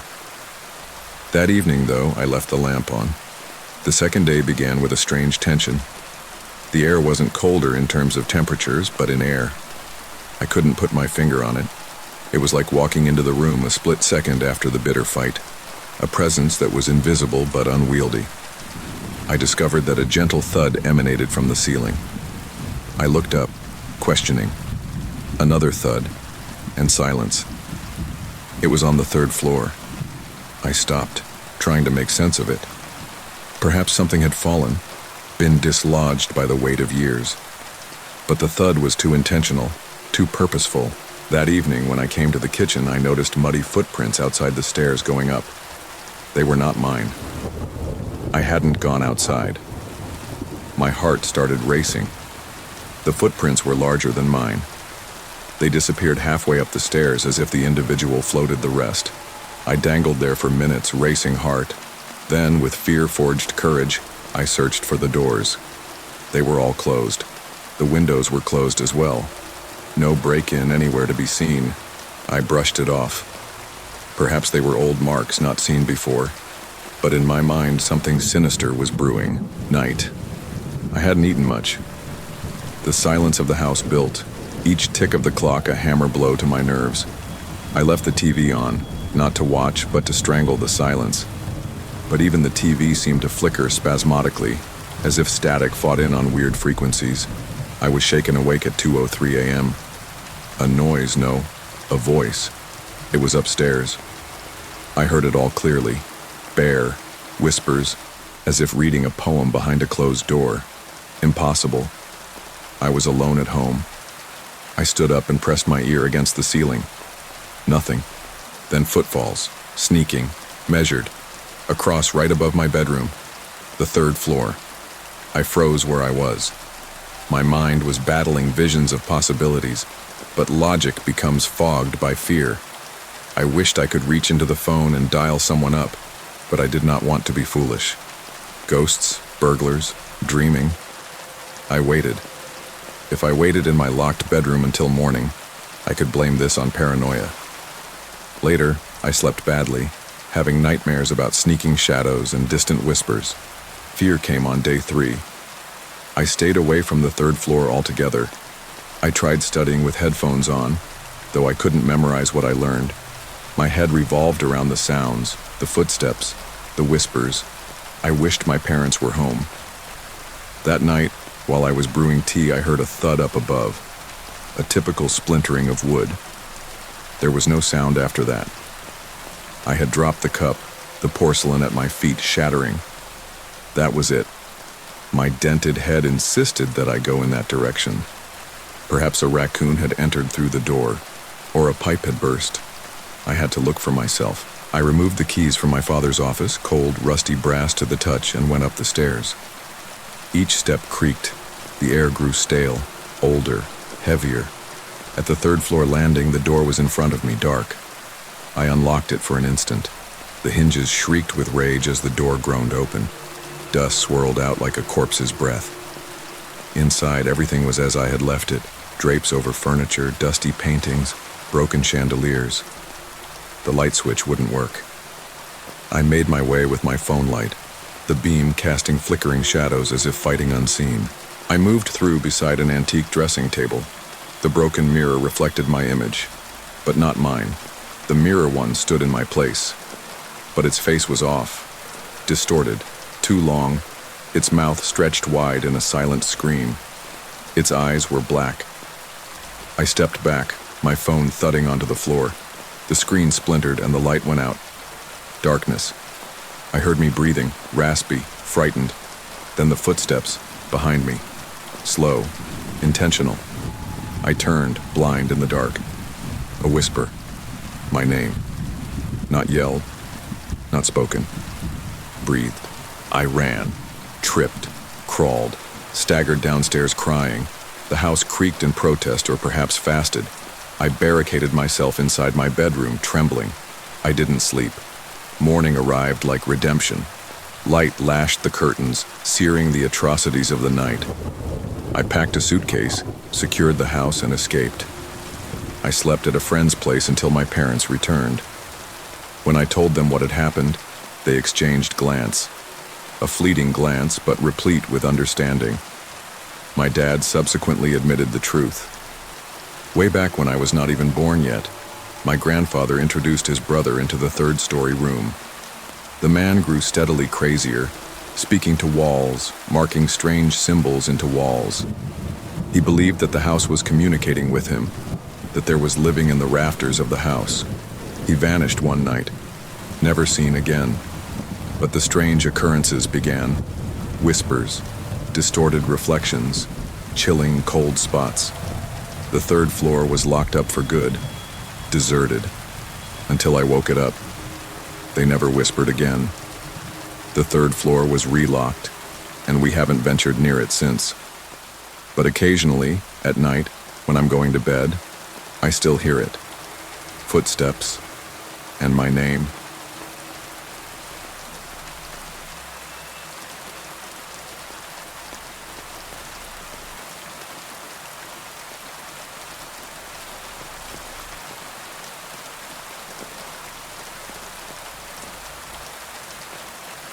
I always thought that there are some things that are not constructed, but born, created from nightmares buried too deep to decay, in the darkest reaches of this world to come and be discovered.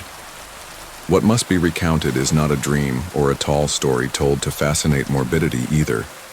What happened to me when I was 28 and a junior conservator for an old historical trust way up Northumberland, England? My work was dull at the time. I catalogued, conserved, and restored ancient artifacts in a vast archive hidden beneath one of the trust's lesser-visited properties, a rural manor house from the late 1600s.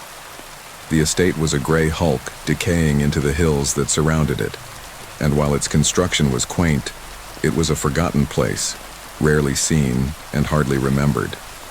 The trust had purchased it at a discount, with plans to renovate it as a boutique attraction for history enthusiasts. My assignment was simple: assist in sorting through its ancient inventory of artifacts and estimate the value of its contents as historical artifacts. I was assigned temporary offices in the eastern wing, where creaking floors and cold walls became constant friends. But it was the basement, the real archive, that was to be my destination. The cellar door was plain, concealed behind a twisted wooden door at the end of the servants' corridor. Below it lay a maze of low ceilings and narrow passages, some of them hacked directly into the bedrock. I acclimatized to the place straight away, not because it was convenient, but because it was full of a clean, sepulchral quiet that seemed to honor the past. Nothing out of the ordinary happened in the first 3 weeks. I'd go down every morning, clipboard in hand, documenting ancient artwork, antique furniture, and dry ledgers. I worked by myself in the basement, and I preferred it that way. But on the 22nd day, I discovered something that hadn't been documented on any blueprint or floor plan. At the far corner of the center hallway, beyond a pile of moth-eaten curtains and toppled shelves, I found a narrow door, iron-studded and bolted, its presence concealed beneath worn, cracked plaster that had grown old over generations. There was no handle, but a rusted keyhole, and on the other side of this, an unwholesome draft leaked through the gaps. I ought to have left it alone. I ought to have written it down and reported it and left it there. But something about the door intrigued me. It was displaced. It looked like it belonged to some other, deeper, older realm than the rest of the estate. That night I went back with a crowbar and broke the lock to bits. The door creaked as if releasing centuries of stagnant air. Beyond it was a staircase, steep and slippery with condensation, that descended into absolute darkness. The air reeked of damp stone and something else. Something just sweet, like the stench of rotten fruit. I ought to have gone back. But I went down, flashlight shaking in my hand.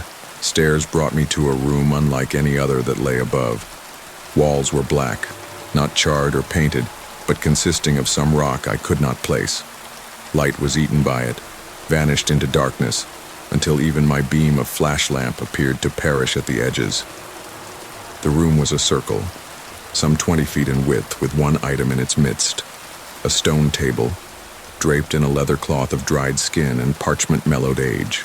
The walls were painted with lettering, circles within circles, zigzag lines crossing over enigmatic runes. While I'd received some training in ancient languages, none of them resembled anything I'd ever seen. They pulsed with a soft light beneath the candles, as if alive and sensitive to my presence. The table held a couple of things: a rusted sword, a bound tome with no markings, and one candle that seemed freshly lit, even though no one had been inside ahead of me. I fled the room quickly, chaining the door shut with chains I discovered in the top storage rooms. But something was wrong. The house did not sleep that night. I lay in bed, eyes open, listening to sounds with no source. The pacing of footsteps on the ceiling, whispers leaking through walls, and wet, rhythmic slapping, as if hands pounded against stone. I rationalized it away. An old house settles, I told myself. But under the rationalization lay a weight in my chest, as if something has moved up from beneath. The next day, I avoided the corridor completely. I dived into other work, went even as far as asking to be temporarily relocated, but my manager declined, citing expense, and thus I remained. But with each passing day, the air was colder. My breath misted in the corridors. Lights flashed, and electrical devices went dead for no reason. Other conservators reported headaches and aches, although none had gone to the basement. I remained silent, keeping my secret, praying the room would be forgotten. It was not. It started with the dreams. They weren't mine initially. I would awaken with the feeling that I'd been looking through someone else's eyes. Muted, extraterrestrial visions, shadows on ceilings, hand reaching out of ground, sobs behind closed doors. Then the bruises. I discovered them on my back, legs, and arms, squeezed into finger-shaped welts as if I'd been grasped or bound. I started locking my door at night, but the bruising persisted. Worse, I discovered dirt in my bed. Cold, damp dirt, as if someone, or something, had slipped in alongside me. I started losing time. Hours would be gone. I'd be in the kitchen with no idea how I got there, or be standing in front of the basement door, hand on the door handle, and have no idea for how long I was standing there. My notes were getting mixed up. Things in the archive were relocated for no reason. When I watched security tapes, I was standing in front of the camera for hours, not budging, eyes vacant. I was unpicking, but I did not leave. I suppose it's hard to put why. Some buried instinct was crying to flee, to go running out of the house and not come back. But deeper down, something darker kept coming back towards the room, as a moth towards flame. I started making my way downwards once more, armed with a torch, nominally searching somewhere else, but again ending up headed in the direction of the dark room. Every time I went, something was different. The book on the table now had symbols that I could practically read. The knife seemed sharper. The candle, always melted in a certain pattern, like it had just been lit. The wall symbols shone more intensely, and when I touched them, my fingers stung and dreams were darker. On the 34th day, I discovered a mirror in the room. It was not there before, tall and arched, with a bronze frame ornamented in the same odd script. When I gazed into it, I did not see myself. The face in the mirror was like me in shape, but not in spirit. Its eyes were empty. Its lips are upturned into a grin that was too big. It moved ever so slightly out of rhythm, like a puppet whose strings were still catching up. I walked away, but not the mirror. It merely kept on looking, never blinking and never flinching, until I ran from the room itself.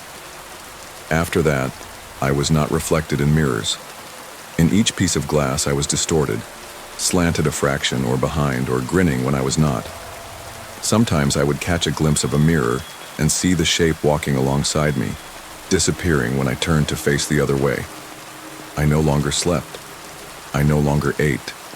I was a shadow of the person I used to be, home to whatever presence had been stirred. It was no longer satisfied with the room. It had followed me outside the bounds of its stone tomb and now adhered to my every action like a shadow that would not fade. I woke in the basement one night, standing in front of the chamber door. It was open. The chains were not severed, not cut but unfastened, like threads of yarn pulled from a skein by gentle fingers. The hall was illuminated, not by torches, but by the candle upon the table burning black fire. I ought to have fled, but my flesh no longer listened to the orders of self-preservation. I stepped inside. The table was not empty anymore. On it, another form, mine, white, stiff, eyes frozen with fear. The knife across my chest and the grin in the mirror as I approached. There was no fight, just the hum of wind, slow and steady as if the house were inhaling.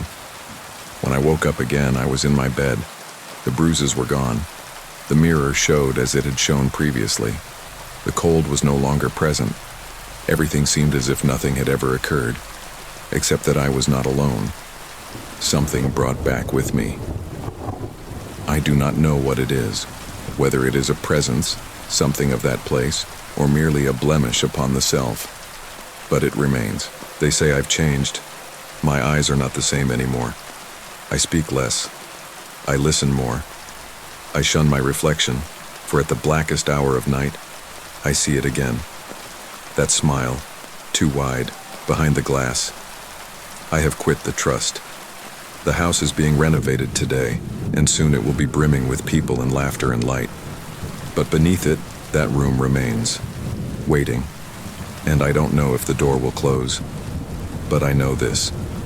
Whatever is down there is not dead. It only waits. And once you open the door, it never actually closes again.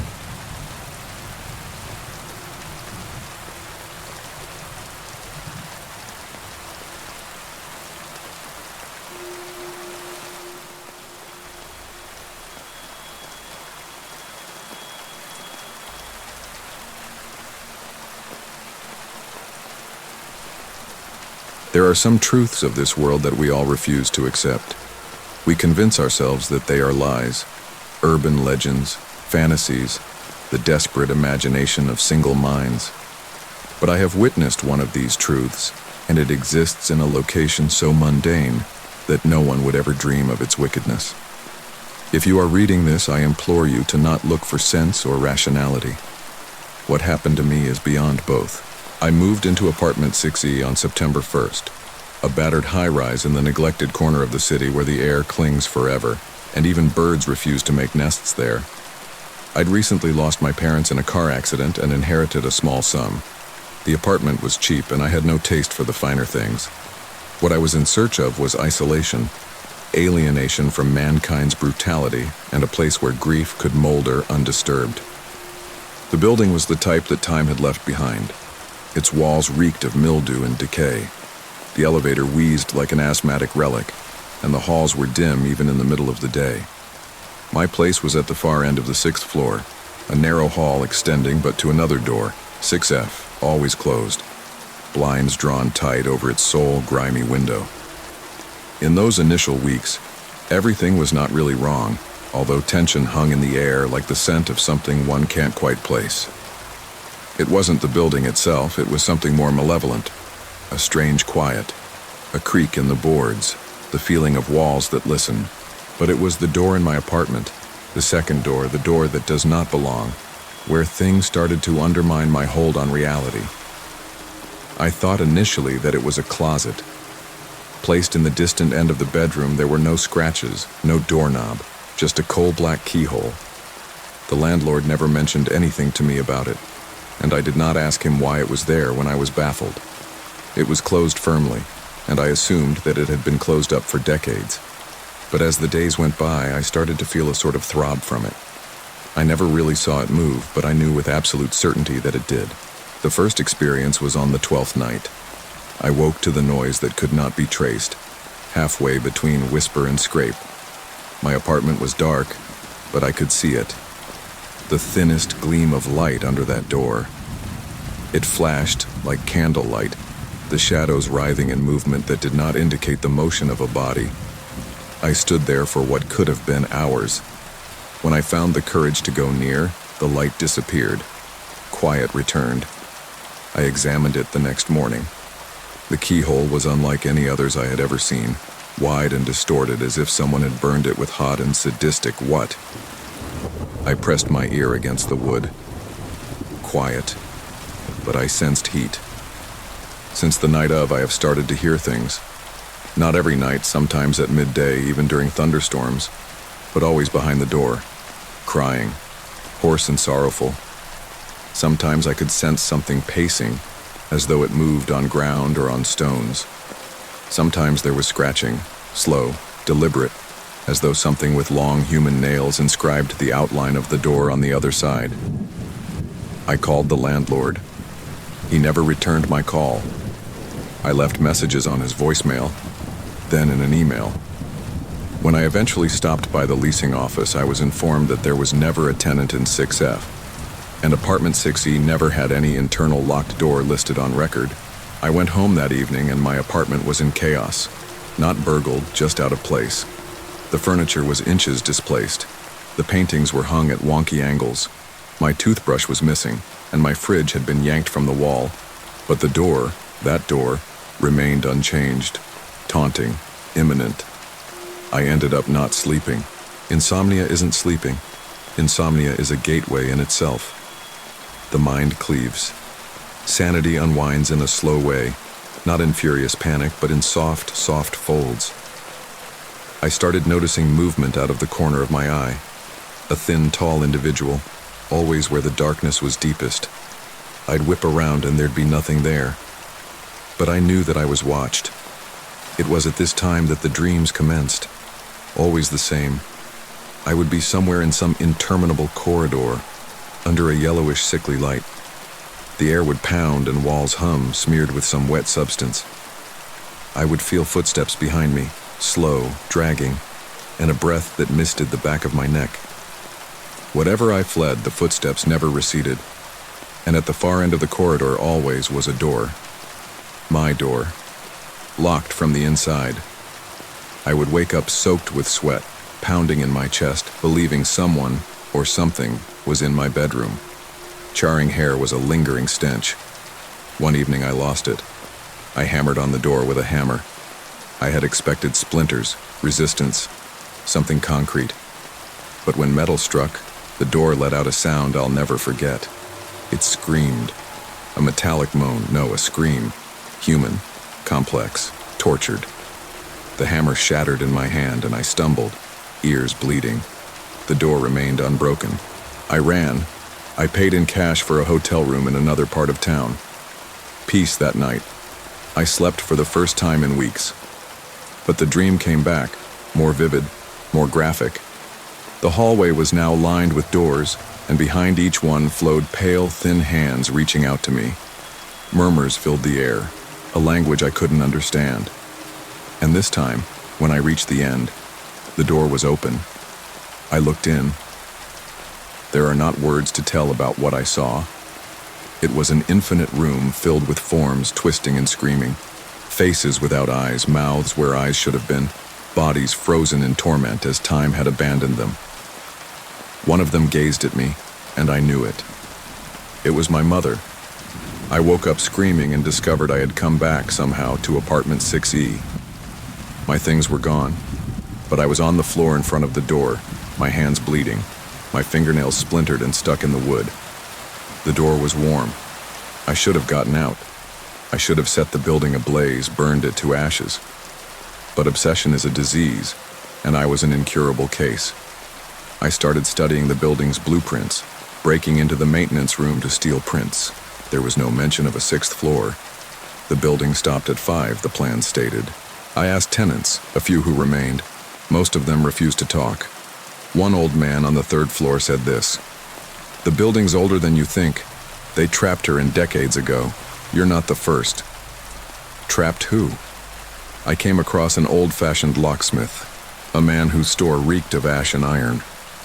I showed him a sketch of the keyhole and his face went slack. "I've never seen that but once. It's not a lock. It's a seal." He would no longer talk. The last night arrived suddenly, though I was unaware it was the last. I sat outside the door, a knife held in one hand, a whiskey bottle in the other. I was finished with mystery. I insisted on truth, and the door peeled open. It did not swing. It peeled. The wood groaned, stretched taut like skin under tension. The seal burst, and from it a hand uncurled. Long, bony, gray with rot, fingers like obsidian. It clutched the frame and pulled. The thing that emerged had my face. Not exactly, but close enough. A joke. A grotesque imitation. Its eyes were empty, its smile locked in perpetuity, its stiff gestures spasmodic as if being controlled by some sadistic child playing with a marionette. It asked me questions. Then it spoke. To me, not verbally, but in my head. My memories. It whispered the things I'd never let escape my lips, the lies I'd spoken, the shame I'd hidden. And then it revealed things to me. A dream, a knife through the eye, children imprisoned in the dark, flesh pulled open like a book, halls filled with laughter that burst into screams. And the door, always the door, watching, guarding. The door was more than entrance, it was a womb. It gave birth to monsters. The thing moved closer and I couldn't move. It put a hand on my chest, and at that moment I saw my demise. Not death. Worse. A world where I existed, wedged in the door, my soul stretched and thinned, shaped into a shadow among shadows. A plaything. A vessel for suffering. I don't recall screaming, but I recall waking up. Sunlight cut shattered blinds. The door was missing. Not closed. Missing. The wall was smooth. No seam, no wood, no keyhole. I attempted to speak with others. No one would listen. I was confined for months. They called it a psychotic breakdown over loss. Maybe that would appease them. I do know what happened. I relocated far away. I changed my name. But some nights when the wind doesn't move and the stillness is oppressive, I feel heat on the walls, and I know it's waiting. The door could be ruined, but something filtered through, and it never departed.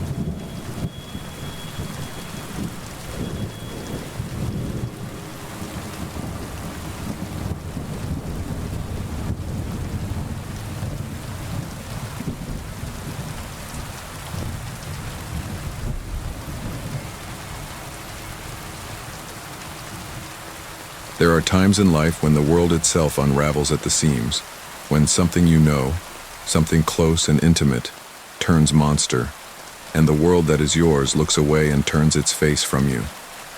It was afterward, much later, on one of them, in strangling darkness, that I found myself alone in my car on an empty rural road that I never meant to be on.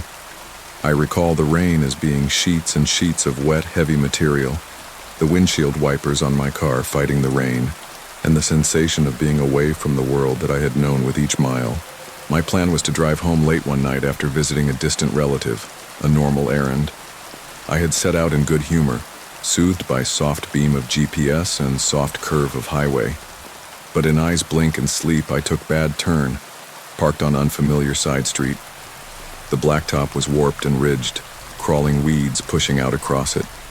The trees leaned this way and that, their branchy, knotted arms tangled together into devilish figures reaching up to the stormy sky. I had, even by myself, a paralyzing sense of being watched, as if there were infinite numbers of unseen eyes following my creep. I had promised to keep my mind sane. The road would sooner or later have to go somewhere. There wasn't any street there was that just went on and on forever, I reminded myself over and over again. And mile upon mile, it was getting progressively more and more difficult to maintain the illusion. My beams of light raked across nothing but redundant, curved road and trees which seemed to twist past the edge of my field of vision. No street lamps, no living enigmatic, no telling landmarks, only road and circumscribing night. I looked at the dashboard clock. It whirled frantically, displaying no legible time, as if time itself was dissolving. Alarm crept around the perimeter of my brain, but I gripped hard, clutches fingering the steering wheel until my knuckles pounded. And then the highway changed. It stretched taut, the trees crouching inward, their trunks wet and water shining. My tires hydroplaned on wet road, its sound unreal, loud in the choking stillness that surrounded me. No flies buzzed, no animals moved, as if the world itself did not take a breath. And then in darkness, something formed. It just remained there alongside the road, looking into the trees, not budging. In my headlights for a moment, I could have sworn to see the ragged coat, the outline of skeleton-like creature, and matted hair surrounding a skull-like face.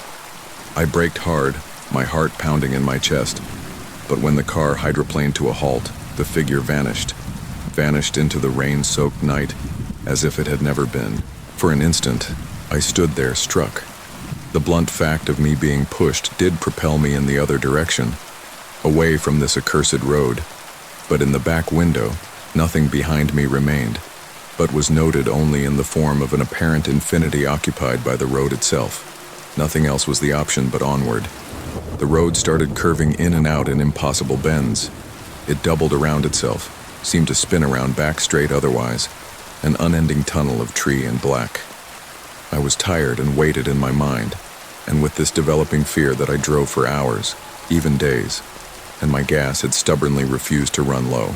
I passed by things that should not, a bleak merry-go-round of spurned horses frozen and contorted mid-gallop, a deserted church with wailing windows, a ripped fence hidden amongst streams of now-dried color. They were all beyond memory, shreds of a farther time, lost and faded. The form was repeated over and over. At times it was in the middle of the road, requiring me to have to swing drastically to go by it. Sometimes it was right on the fringe of my perception, a shadow half obscured between trees. It never seemed to be moving like living things do. Its motions were jerky and unnatural, like it was emulating life rather than actually experiencing it. I felt horror flood over me as if I were ill. My thoughts spawned ugly rationalizations to myself, that I had entered a world of death behind an invisible boundary, that I was not walking through men's world, but through a world of despair and insanity. Cold dripped from the air and iced the back of my windshield. My own breathing produced a heavy cloud in the air ahead of me, the short exhale cloud dissipating within seconds.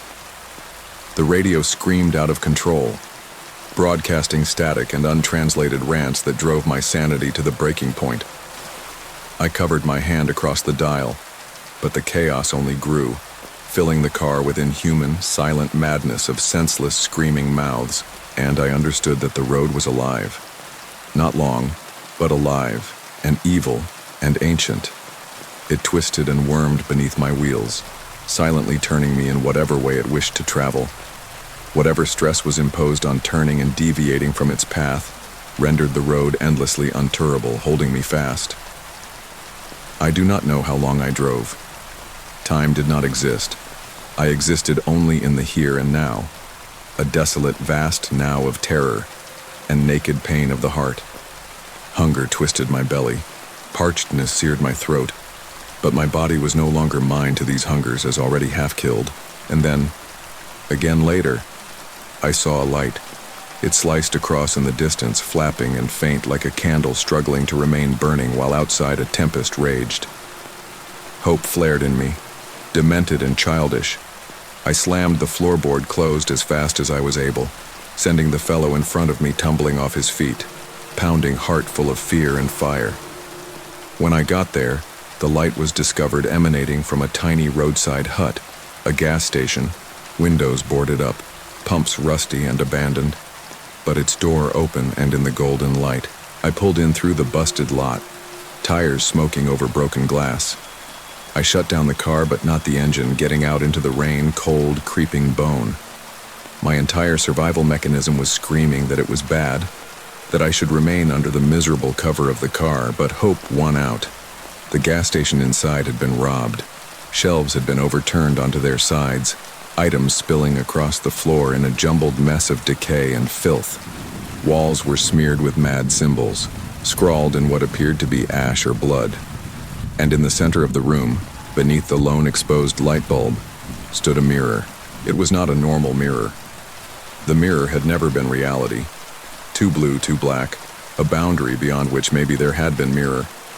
I couldn't see myself when I looked, but a row of shapes going off into infinity, one crumpled and distorted in his own agony, going off into space. And among their lines, I saw the figure on the highway. It beckoned to me, its skeletal finger curling off the glass, its hollow eyes blazing with hellfire hunger. I stepped back, my chest thudding, and into the hurricane. But the highway had altered. The car vanished. The gas station vanished. There was just the highway and a mile after deserted mile of it, hungry, devouring, waiting. And I walked. I don't know how long I've walked. Rain alone falls. Night is eternally long. Road stretches on and on, a band of black in endless night. I see flashes of light out there in the distance, but they always prove to be nothing when I approach them, tempting and then frustrating me. I've discovered the reality. There is no exit. I drive the highway today, as have thousands of others. Alone amid a world of pain, a cry to all to repair the fringes of the earth. Or maybe, if you drive one day on a desolate, empty highway, you'll remember this story and turn around before it can be done. Or maybe already are.